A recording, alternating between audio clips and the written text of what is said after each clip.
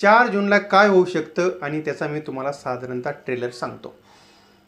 आता जर आपण 2004ला जर बघितलं तर 2004ला मनमोहन सिंगचं सरकार आलं होतं आणि म्हणजेच वाजपेयींचं सरकार गेलं होतं, मनमोहन सिंगांचं सरकार आलेलं होतं आणि डायरेक्ट म्हणजे सत्ता बदल असा झाला होता का पक्षच बदललेला होता. आणि त्यामुळे जर आपण बघितलं तर त्या दिवशी लोकसभा निवडणुकांच्या निकाला दिवशी मार्केट 12% मायनस होतं.